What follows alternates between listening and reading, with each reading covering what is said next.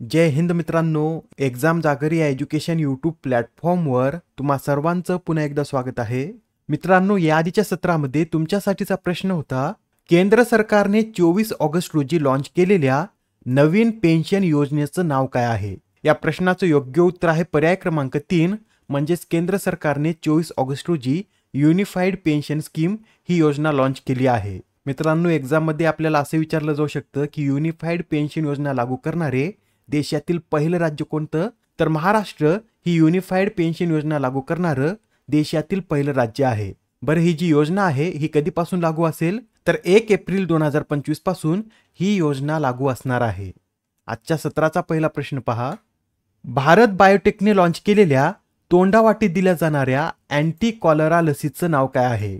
मित्रांनो, आता भारत बायोटेकने एक अँटी कॉलरा लस लॉन्च केली असून त्या लसीला हिल कॉल असं नाव देण्यात आलं आहे. काय नाव देण्यात आलं? तर हिल कॉल असं या लसीला नाव देण्यात आलं असून या लसीची निर्मिती हैदराबाद स्थित भारत बायोटेक इंटरनॅशनलने हिलमन लॅबोरेटरीच्या सहकार्याने केली आहे.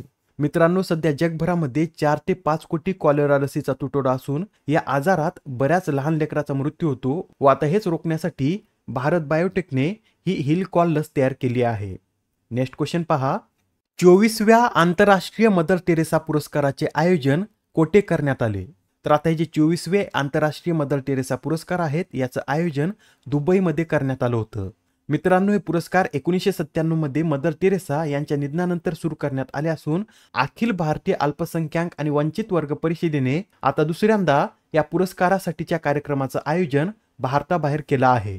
हे जे आंतरराष्ट्रीय मदर टेरेसा पुरस्कार आहेत हे भारतातील शिक्षण, विज्ञान, संस्कृती, क्रीडा, सामाजिक कार्य, वैद्यक आणि राजकारण या क्षेत्रात महत्त्वपूर्ण योगदान देणाऱ्या व्यक्तींना दिला जातो व यंदाचे पुरस्कार Joao Bernardo Vieira two, Siddharth Srivastava आणि Namit Bajoria, Mohammad Mahtabur Rahman, Irka Bochenko, MP Rosario, Murli Punjabi आणि सुरेंद्र सिंग खंडारी व अहमद अल हमेशी यांना देण्यात आले आहेत. मदर टेरेसा यांच्याविषयी हे सुद्धा लक्षात ठेवा, त्यांचा जन्म 26 ऑगस्ट 1910 रोजी झाला होता व त्यांची यावर्षी 114वी जयंती साजरी करण्यात आली. ठीक आहे, नेक्स्ट क्वेश्चन पहा. प्रधानमंत्री जनधन योजनेला नुकतेच 10 वर्ष पूर्ण झाले, तर ही योजना कधी लॉन्च करण्यात आली होती? महत्वाचा प्रश्न आहे. या योजनेची लॉन्चिंग डेट बऱ्याच वेळा एक्झाममध्ये विचारण्यात येते, तर लक्षात ठेवा प्रधानमंत्री जनधन योजना ही 28 ऑगस्ट 2014 रोजी सुरू करण्यात आली होती. मित्रांनो, ही योजना लॉन्च झाल्यापासून 14 ऑगस्ट 2024 पर्यंत या 53.13 कोटीहून अधिक खाती उघडण्यात आली आहे व या सर्व खात्यांमध्ये एकूण 2.31 लाख कोटीहून अधिक रक्कम जमा आहे. या योजनेने याआधी एका हप्त्यात सर्वाधिक खाते उघडून गिनीज वर्ल्ड रेकॉर्ड सुद्धा केलेला आहे. प्रश्न क्रमांक 4. ICCचे पुढील अध्यक्ष म्हणून कोणाच्या नावाची घोषणा करण्यात आली? तर आता ICCचे पुढील अध्यक्ष म्हणून BCCIचे सचिव जय शहा यांच्या नावाची घोषणा करण्यात आली आहे. सध्या ग्रेग बार्कले हे ICCचे अध्यक्ष म्हणून कार्यरत आहेत. त्यांचा कार्यकाळ पूर्ण झाल्यानंतर जय शहा हे 1 डिसेंबर 2024 पासून ICCचे अध्यक्ष म्हणून कार्य करतील. ICCचे अध्यक्ष बनणारे जय शहा हे इतिहासातील सर्वात तरुण व्यक्ती असतील. बरं, तुम्हाला माहित आहे का, ICCच्या अध्यक्षपदाचा कार्यकाळ हा 2 वर्षाचा असतो व एखादा व्यक्ती फक्त 3दाच म्हणजे 6 वर्षासाठी ICCचा अध्यक्ष होऊ शकतो. अत्यंत महत्त्वाचा पॉइंट आहे, नोट करून घ्या. एक्झाम मध्ये आपल्याला यावर देखील प्रश्न विचारला जाऊ शकतो. बरं, ICCचे अध्यक्ष बनणारे जय शहा हे कितवे भारतीय आहेत? तर ICCचे अध्यक्ष बनणारे जय शहा हे 5वे भारतीय आहेत. त्यांच्या आधी ICCचे अध्यक्ष बनणारे पहिले भारतीय हे जगमोहन दालमिया होते. त्यांनी 1997 ते 2000 पर्यंत ICCचं अध्यक्ष म्हणून कार्य केलं होतं. त्यानंतर शरद पवार हे 2010 ते 2012, नंतर BCCIचे माजी अध्यक्ष एन श्रीनिवास हे 2014 मध्ये ICCचे अध्यक्ष बनले होते. त्यानंतर 2015 ते 2020 पर्यंत शशांक मनोहर यांनी देखील ICCचं अध्यक्षपद सांभाळलेलं आहे. आता जय शहा यांच्याविषयी थोडक्यात माहिती नोट करून घ्या. जय शहा यांनी आपल्या कारकिर्दीची सुरुवात 2009 साली अहमदाबादमध्ये केंद्रीय क्रिकेट बोर्डाचे कार्यकारी सदस्य म्हणून केली होती. त्यानंतर 2019 मध्ये ते BCCIचे सचिव म्हणून निवडून आले व तेव्हापासून ते BCCIचे सचिव म्हणून कार्यरत आहेत. तसेच ते 2021 पासून एशिया क्रिकेट कौन्सिलचे अध्यक्ष म्हणून देखील कार्यरत आहेत. ICCचं फुल फॉर्म काय आहे? तर इंटरनॅशनल क्रिकेट कौन्सिल असं याचं फुल फॉर्म आहे आणि ICCचं मुख्यालय हे कोठे स्थित आहे? हे कमेंटमध्ये नक्की सांगा. आणि आता हा प्रश्न पहा, नॅशनल सिक्युरिटी गार्डचे नवे महासंचालक म्हणून कोणाची नियुक्ती करण्यात आली? तर आता नॅशनल सिक्युरिटी गार्डचे नवे महासंचालक हे बी श्रीनिवासन हे बनले आहेत.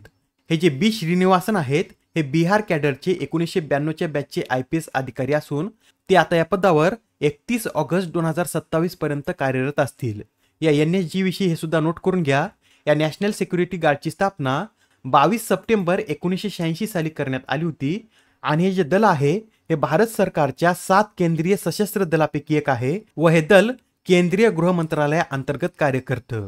आणि एक्झाममध्ये आपल्याला जर असं विचारलं की ब्लॅक कॅट्स या नावानं कोणतं दल ओळखलं जातं, तर नॅशनल सिक्युरिटी गार्ड हे दल ब्लॅक कॅट्स या नावानं ओळखलं जातं व हे दल मुख्यतः आतंकवाद रोखण्याचं कार्य करतं.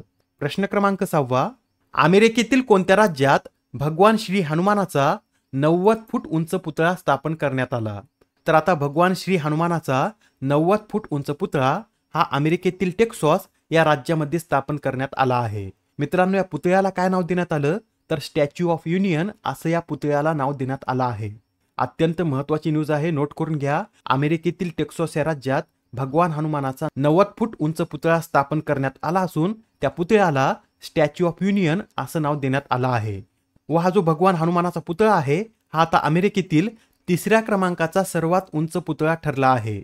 यात पहिल्या क्रमांकावर न्यूयॉर्कमधील स्टॅच्यू ऑफ लिबर्टी आहे, दुसऱ्यावर फ्लोरिडामधील पेगासस आणि ड्रॅगन पुतळा आहे, तर उंचीच्या बाबतीत 3ऱ्या क्रमांकावर हा हनुमानाचा पुतळा आहे.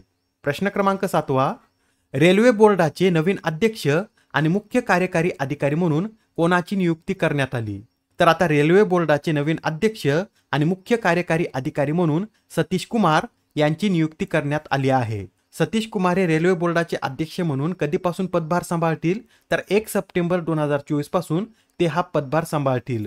हे जे सतीश कुमार आहेत यांच्याकडे 34 वर्षाचा अनुभव असून त्यांनी यापूर्वी उत्तर मध्य रेल्वेमध्ये प्रयागराज येथे महाव्यवस्थापक म्हणून कार्य केलं होतं. तसेच 2017 ते 2019 या कालावधीत त्यांनी उत्तर रेल्वेच्या लखनौ विभागाचे विभागीय रेल्वे व्यवस्थापक म्हणून देखील काम केलं आहे. बरं, सध्या आता रेल्वे बोर्डाच्या अध्यक्षा कोण आहेत? तर जया वर्मा सिन्हा या सध्या रेल्वे बोर्डाच्या अध्यक्ष आहेत व रेल्वे बोर्डाच्या अध्यक्ष बनणाऱ्या त्या पहिल्याच महिला ठरल्या होत्या.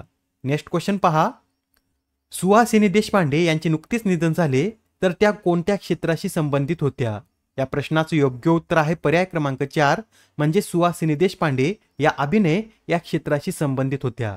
मित्रांनो, सुहासिनी देशपांडे या एक अभिनेत्री होत्या व गेल्या 70 वर्षात त्यांनी 100हून अधिक चित्रपटामध्ये काम केलेलं आहे. त्यांना त्यांच्या अभिनयासाठी राज्य शासनाच्या नटवर्य प्रभाकर पणशीकर या पुरस्काराने देखील सन्मानित करण्यात आलं होतं. आता हा प्रश्न पहा, कोणत्या राज्याने महिला पोलिसांना 1 वर्षाची प्रसूती रजा देण्याचा निर्णय घेतला आहे? तर महिला पोलिसांना 1 वर्षाची प्रसूती रजा देण्याचा निर्णय हा तामिळनाडू या राज्याने घेतला आहे. 1 वर्षाच्या प्रसूती रजेबरोबरच या महिलांना 3 वर्षांसाठी होम पोस्टिंग देखील मिळणार आहे. आजच्या सत्रामधील शेवटचा प्रश्न पहा, दरवर्षी राष्ट्रीय क्रीडा दिन कधी साजरा केला जातो? तर हा जो राष्ट्रीय क्रीडा दिन आहे हा दरवर्षी 29 ऑगस्ट रोजी साजरा केला जातो. आणि हा दिवस 29 ऑगस्ट रोजीच का साजरा केला जातो? तर 29 ऑगस्ट रोजी हॉकीचे जादूगार मेजर ध्यानचंद यांचा जन्मदिवस असतो व त्यांचा जन्मदिवस 2012 मध्ये राष्ट्रीय क्रीडा दिन म्हणून साजरा करण्याची घोषणा करण्यात आली होती व तेव्हापासून हा दिवस 29 ऑगस्ट रोजी साजरा करण्यात येत आहे. मेजर ध्यानचंद यांच्याविषयी नोट करून घ्या. त्यांचा जन्म 29 ऑगस्ट 1905 साली अलाहाबाद येथे झाला होता. त्यांनी आपल्या कारकिर्दीत एकूण 185 सामने खेळले असून त्यात त्यांनी 570 गोल केलेले आहेत. 1956 मध्ये मेजर ध्यानचंद यांना पद्मभूषण या पुरस्काराने सन्मानित करण्यात आलं होतं. आजच्या सत्रामधील तुमच्यासाठीचा प्रश्न पहा, कोणते राज्य हे डॉक्टरांच्या सुरक्षेसाठी टास्क फोर्स स्थापन करणारे भारतातील पहिले राज्य ठरले आहे? आता या प्रश्नाचं उत्तर कमेंटमध्ये देण्याचा प्रयत्न करा. उत्तर चुकलं तरी काय हरकत नाही, कारण ज्यावेळेस तुम्हाला या प्रश्नाचं योग्य उत्तर माहित होतं त्यावेळेस हा प्रश्न तुमच्या दीर्घकाळापर्यंत लक्षात राहतो. तर आता पुढच्या सत्रामध्ये पुन्हा भेटूया. धन्यवाद.